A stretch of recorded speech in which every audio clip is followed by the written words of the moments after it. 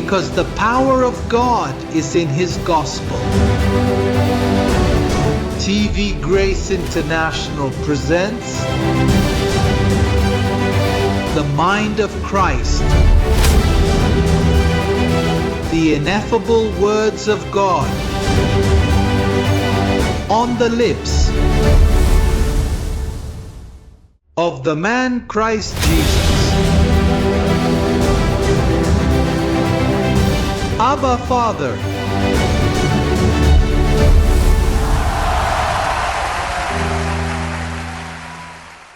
For then would they not have ceased to be offered, for the worshippers, once purified, would have had no more consciousness of sins.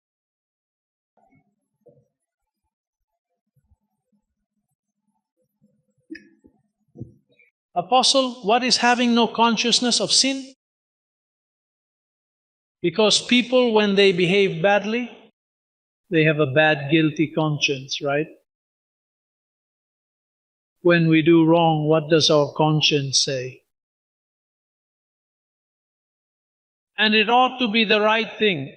If I do something that is not correct, my conscience tells me. That is where you have failed, right? Well, you are a child of God and you want to do good.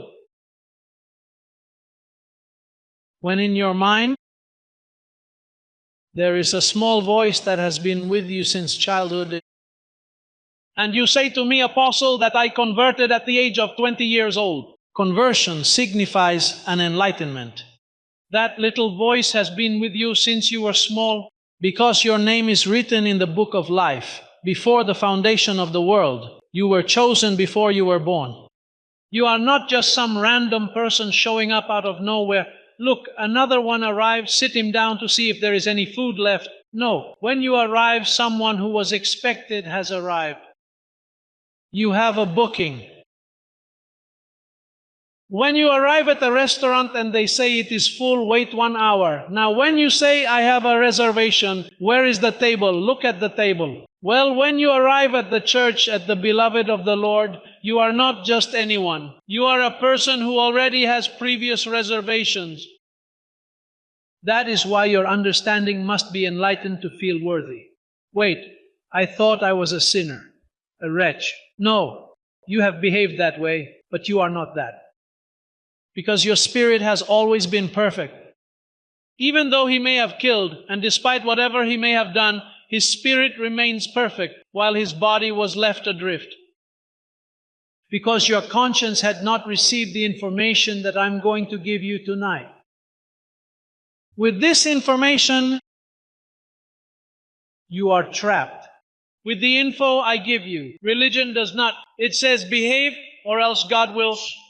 And you say, I will leave and keep doing bad things. But after hearing this tonight, you will say, I wish I had not come here. Because you will be captured. Who told you to come? Who brought you? Romans 7 verse 19. For the good that I will to do, I do not do. But the evil I will not to do. Hey, what a conflict, right? What a conflict. Look, there is a way to handle this. Don't just stay there. Oh, well, that's fine, relax. I'll keep doing things wrong since I already know. No, there is a way to handle this. Verse 20 says, Now if I do what I will not to do, it is no longer I who do it, but sin that dwells in me. I find then a law, that evil is present with me. That is a law that until the time comes when your body is clothed in incorruption, that law will continue working against you. I find then a law that evil is present with me, the one who wills to do good. For I delight in the law of God according to the inward man. That is your true personality, the inner man. Indeed, if there is anyone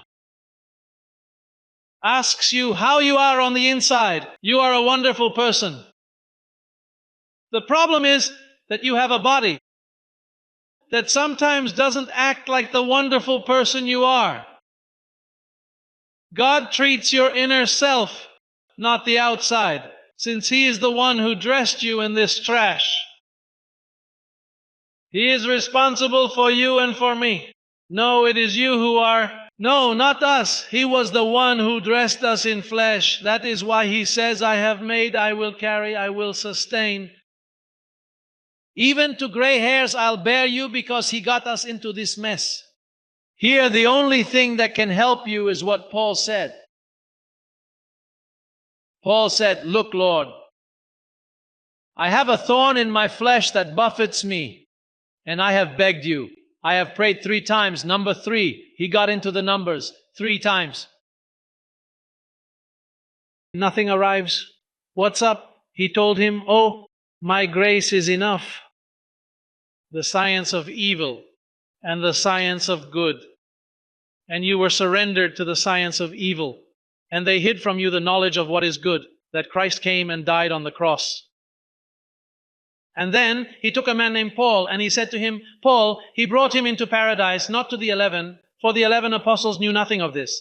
Pablo is taken to paradise and shown the truth. He tells him, look here, the first Adam ruined all of you, but I am going to reveal to you that when I went to the cross, Paul, I have given back their innocence. I have restored the knowledge of good for them to use, and that is exactly what you are going to teach. Grace upon grace, and they are going to triumph, and they are going to be able to. When I say, my grace is enough, they'll be able to understand it. God wants you to know grace. He is happy with you. If you know grace, He says, this is my friend, bring him here, set him apart. God has exclusivity. That is why He has a kingdom. That is why He has first fruits. He deals with first fruits of the herd. He says, there is a small herd I want for me.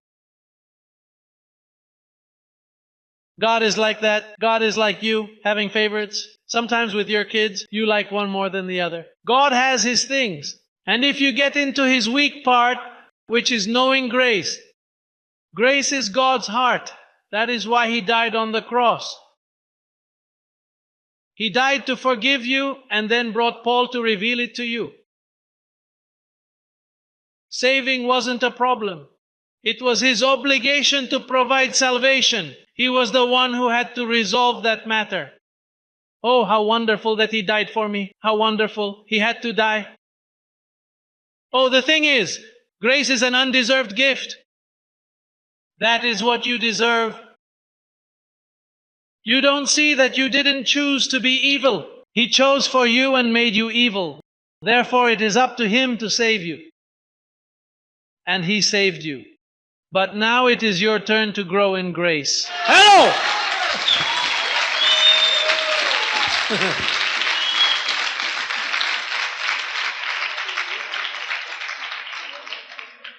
So when you tell me, Apostle, can you pray for me? I am not going to pray for you. Pray for you, pray for yourself. I pray for me, you pray for you. Unless you are inferior to me, but you were given the same thing I was. How can you take mine when you have the same thing? So you want more than me? It is like serving rice and beans. Sorry to those who have not eaten. A garden-style pork chop. You get one and I get one, so if you ask for mine, eat your own. I was given one. He does not give His Spirit by measure. You are complete, you lack nothing. Romans 7:21. I find then a law that evil is present with me, the one who wills to do good. For I delight in the law of God according to the inward man. Verse 23. But I see another law in my members, warring against the law of my mind. Hello? That is where the consciousness is. Look, I see another law in your members, warring against the law of your mind, and bringing me into captivity to the law of sin which is in my members, not in your spirit. You have already been set free from sin. It is in the members that there is weakness, and then it comes to your mind. And that is where you must mature in the mind, so that when these darts finally arrive, when these thoughts come to you, you have maturity. People burdened by guilt take their own lives. They drink more alcohol than they should.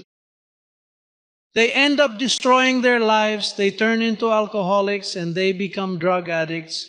They kill, they beat. Because they feel guilty, they haven't been able to forgive themselves. That is why you sometimes abuse yourself, because you are dragging a past that is stuck to you. You carry all that.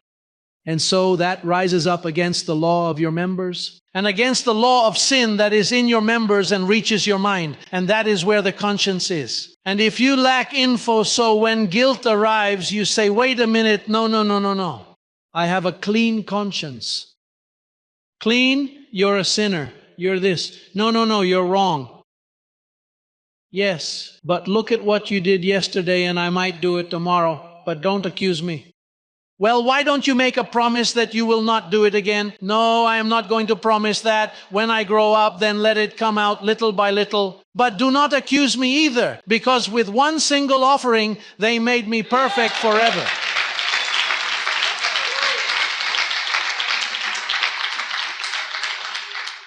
You know, I have an experience of the flesh, I have an experience of the spirit, and an experience of the flesh. And so I have struggled with situations in my life. And then what happens? I go and make up a bunch of things so I do not have to do them anymore. In my struggles, so I begin. And for now, I'll go back and do them. And so I have resorted to shedding tears. Lord, I make a promise to you. That simply does not work. I have appealed to prayer.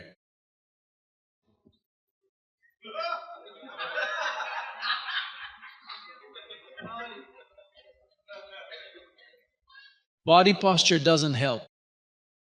Because this isn't flesh, it's spirit. This is a matter of the mind. In the past, I used to fast. I once spent 14 days fasting.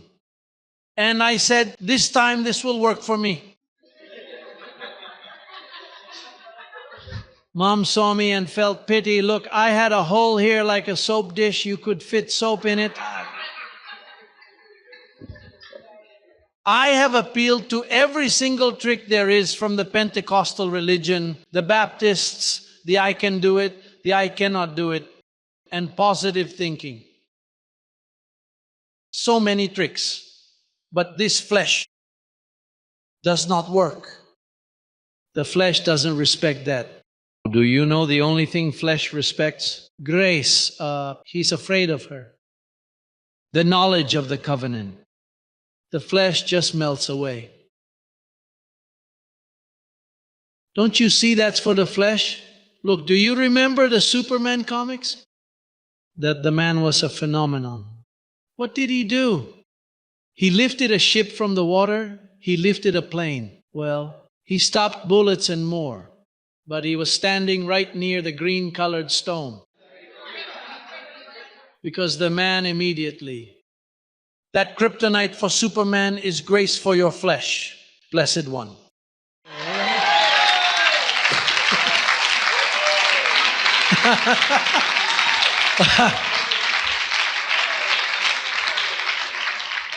Don't you see that grace is what makes you mature? Imagine a father and son, and the son acts bad, does it wrong. And he is going to go to his dad with 20 tricks. The dad is smart. Let's see what he brings. And so the children are manipulative. That is exactly how you are before your Heavenly Father. So you arrive with your things and you say, Lord, you know that I come from a family. I come from a neighborhood. You know that is why I am. The environment, if I were that child or raised that way, but then you take pity just to make them feel sorry for you. And so there are many different forms of manipulation, like crying. Start to cry. And there is much more. Now, a father, a well understood father, when the son comes with all those manipulations, I mean a healthy father, tell me, what's up? His father's gravity will make him serious too. When you start, no, stop that crying nonsense, let's talk, tell me what's wrong. I threw a rock and broke a window. I misbehaved, skipped school, or got bad grades. Okay, let's face this, let's talk about the situation. The idea is for the boy to stop and listen to you. That's how God does it. What is your problem? You know that Okay, you know that with a single offering, I made you perfect. You know that your spirit is very powerful. To take captive, yes, I know, but I couldn't. Keep trying, keep confessing the word. People come to church and feel good for 2 or 3 months. And then they fall. This doesn't work. No, you must continue. Because grace is a knowledge that will lead you to self-dominion. It is a spirit of self-dominion. You cannot give up. You have to keep going, and you will see that the weaknesses of last year aren't the weaknesses of this year. How many experience that? Progress in things that used to control you, but now they don't. Hey, look, this doesn't rule me anymore. That doesn't even interest me. What could have happened? The education of grace is entering and is helping you to discern between good and evil. The two laws begin to work and you do not even realize it. You start to mature. There is maturity in grace. In religion, there you are for 20 years and you are the same. And the same.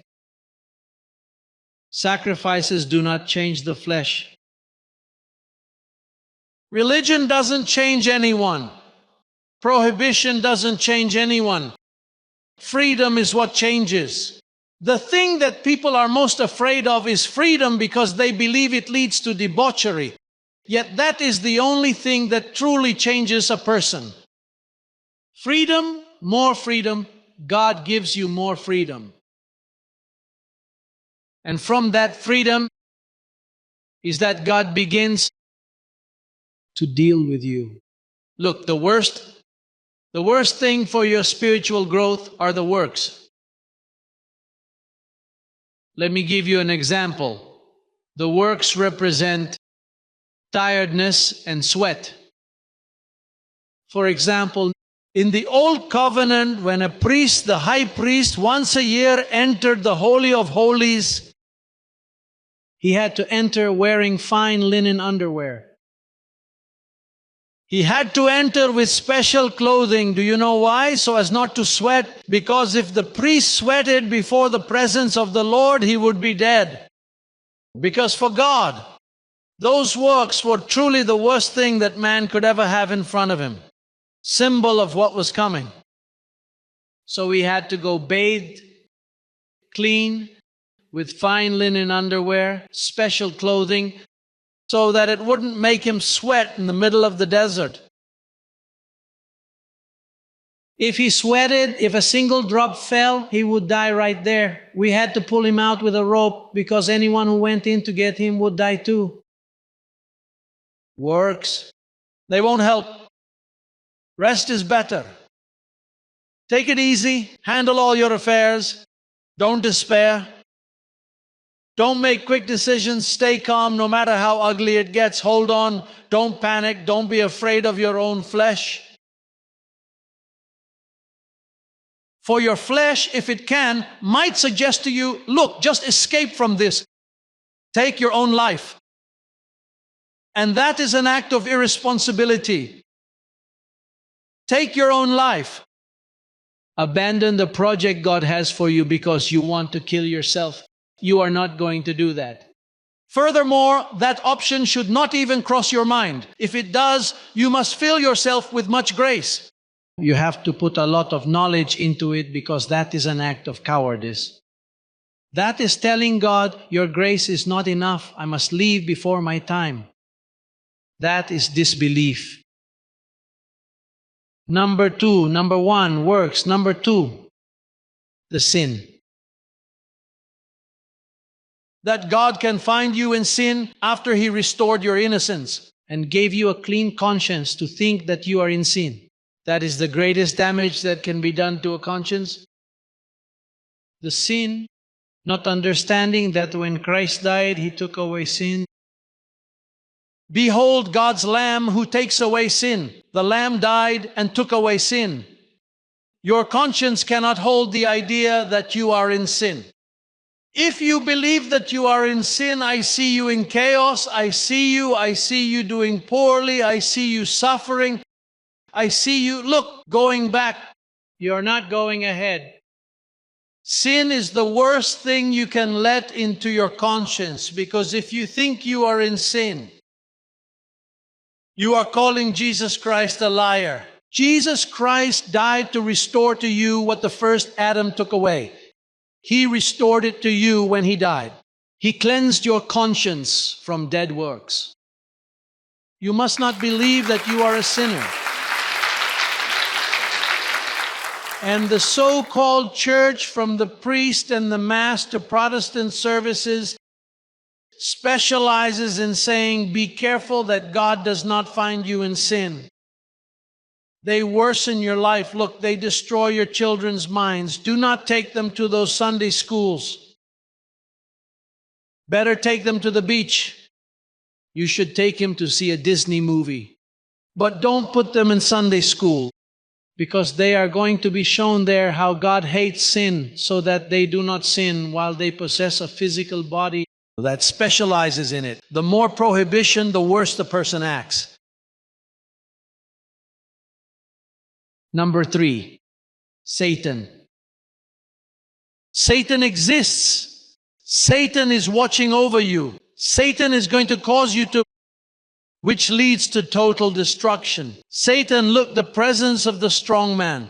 Do you remember that parable that says when a strong man guards his house, he peacefully owns everything? Unless someone stronger comes and destroys it, then steals it all. Well, Satan represents in your life. If you believe in him, sooner or later, he will destroy your life. When Christ put an end to it on the cross of Calvary, a conscience cleansed of sin cannot have works, cannot have sin, and cannot have a devil present, because he will swallow you, he will kill you. He won't let you grow in grace. These three specific themes serve to destroy a man's conscience. That is the reason why all those believers, those churches, you see them. Oh, and they are so faithful, they fill all those misnamed churches because they are scared. They are not free. Unlike here, you cannot just say, well, I cannot go Wednesday, I'll go to the other. No one will judge me. I am not losing. Well, I am missing a service that I will have to listen to on cassette because it is information that I am losing. But it doesn't mean the devil's there, or that missing Wednesday is why you crashed the car. Because you were absent on Wednesday, that is why the child fell down the stairs. Because that is how the conscience works. Look, that thing that happened to you was because you did not go to church on Sunday. Has that happened to you? For now, the mind says, look, that was because of this. God is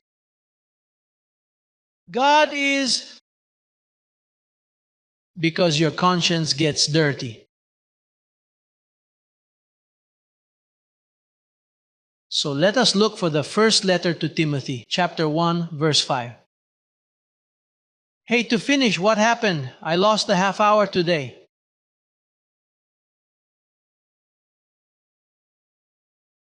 First letter to Timothy.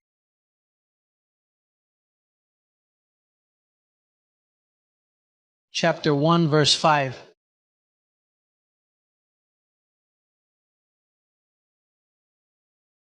When you have it, say, Abba, Father. It says, now the purpose of the commandment is love, from a pure heart, from a good conscience, and from sincere faith, from which some, having strayed, have turned aside to idle talk, First letter right there in Timothy, chapter 4, verse 2. Look at what it says. He who loses his clear conscience. Speaking lies in hypocrisy, having their own conscience seared with a hot iron, the conscience gets seared. If you do not apply the gospel of grace to your conscience becomes seared. And a seared conscience, it is a conscience that can no longer hear. God can no longer deal with you. You do not listen. Christ's mind in you cannot activate. It is cauterized. Can't you see they gave you back your innocence and you still act like you're guilty? You act like you are still in sin. Sometimes I find myself thinking that the people listening to me on the radio, they seem to like it and yet they don't. And for now, yes, yes and no, no. They are quite afraid to take the leap you took. Look at how hard you fought to get here. And you arrive and say, "Oh, Father, is this right? Is this wrong?" And it is because of your conscience. Because if it gets seared, you have to clean your conscience of dead works. Throw out all those dead works and say, "I am blessed. I am reigning in life. Christ died and restored my innocence. My spirit remains in a perfect state, even though my flesh speaks and various thoughts arrive, but I will not heed my flesh. I am going to pay attention to my position, because that is why He died. He did not die to be a show on the cross. He died for something significant. He died for you, to bring you to a clean conscience, to restore the kingdom of heaven unto you, so that you may walk here upon this earth, so that you learn how to fight and how to conduct yourself in this life." See what chapter 1, verse 19 says. Right there in Timothy. Verse 19. Having faith and a good what? Paul always says, look, it's not just about faith and a clear conscience. Don't let the idea that you're living in sin get into your head. If it enters your conscience, that you are in sin, you no longer have a pure conscience. Now you have a conscience in guilt and it begins to sear.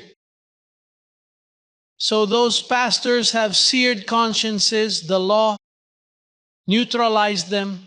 They are in neutral and they give it gas and they do not know why the car does not move. They have been in church 20 years, swearing the car is fine, but they never move. They are in neutral. They go neither forward nor backward. They are neutralized, seared. Don't you see that Christ's sacrifice is of no benefit to them? Because Christ died precisely to restore your life, to give you back peace, tranquility, joy, a clear conscience, so you may look upon God. To speak with a clear conscience, Abba, Father.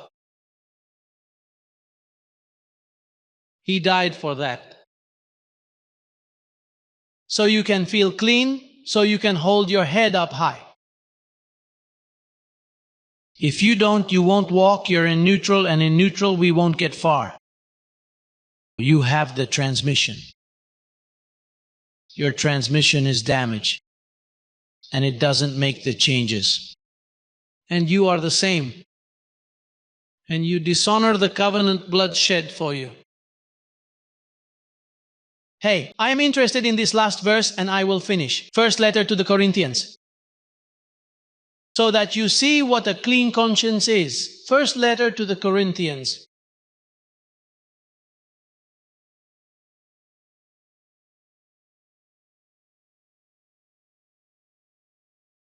Chapter 10, verse 25 and onwards.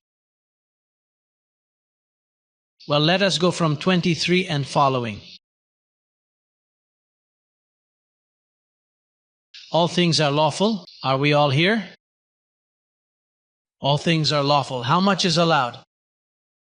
How many things can I do? I mean, there are no church prohibitions. If I place a ban here in the church, then I have to remove this verse. Women don't dress like that in church, that I cannot do this or that to go to church, so that verse no longer applies. Everything is lawful for you. Now you are expected to understand the rest, but not everything. Not all what? You do not have to sow when the offering is collected. You do not have to sow. You can keep your money there and tell someone else to sow it. All things are lawful, but not all is good. Because you have to sow to ensure your future and to reach others just as you have been reached. It is not for you. You do not have to do it. In fact, you do not have to do anything. Or you could do it all, but it is not worth it. It says, all things are lawful for me, but not all things edify. Let no one seek his own, but each one the other's well-being. Eat whatever is sold in the meat market. Look, regarding the food, eat whatever is sold in the meat market, asking no questions for conscience sake. Why could Paul speak so? Because his conscience was clear. Since I eat here, I eat everything pork, whatever. Why? Look, because it says, for the earth is the Lord's. The pigs are the Lord's.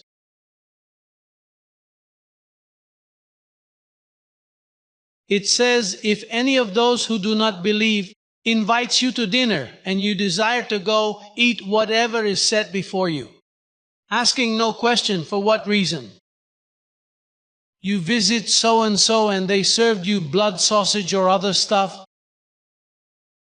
He is an unbeliever, it won't affect him. I eat everything. The problem is with a religious believer. Look at what it says. But if anyone says to you, this was offered to idols, do not eat it for the sake of the one who told you, and for conscience sake. For the earth is the Lord's and all its fullness. Conscience, I mean not yours, but the other person's. Why judge my freedom by another's conscience? Are you going to judge me by whose conscience? By the one who has a guilty conscience because I went out to eat? And then I went ahead and ate a pork chop, and he seems to be against pork because it is an unclean animal. And he says, that apostle, he eats filth. It is him. He is under the law with a weak conscience. Look at what it says. But if I partake with thanks, why am I evil spoken of for the food over which I give thanks? Therefore, whether you eat or drink or whatever you do, do all to the glory of God. Eating or what? Drinking water? That's wine.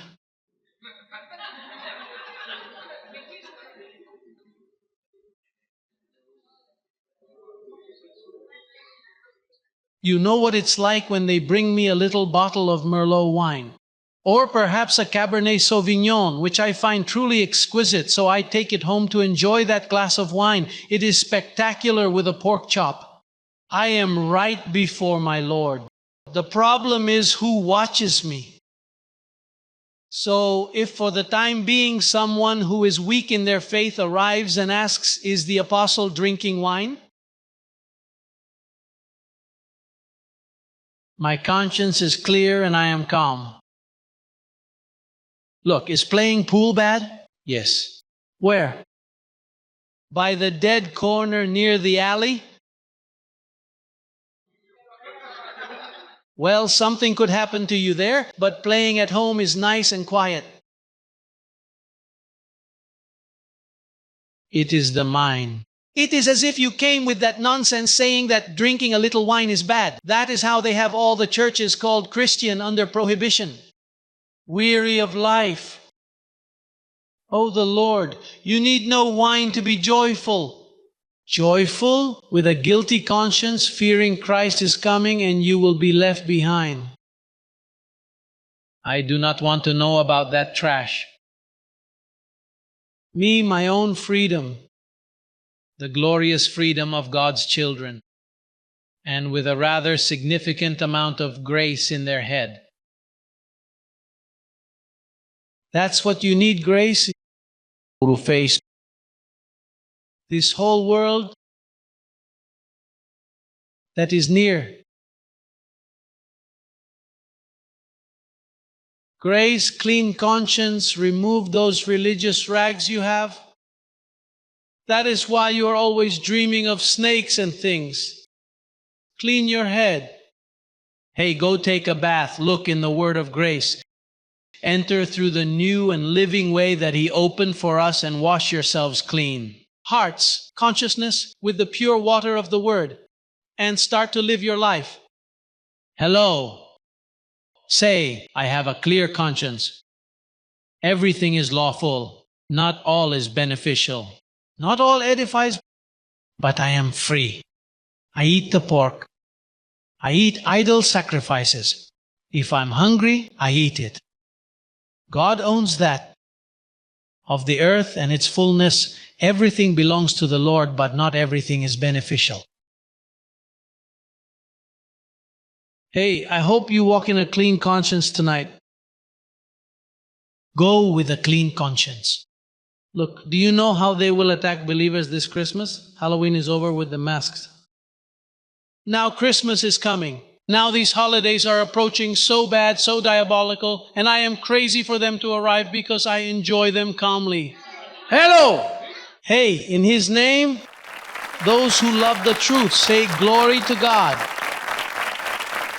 Please stand up and go ahead and greet your brother.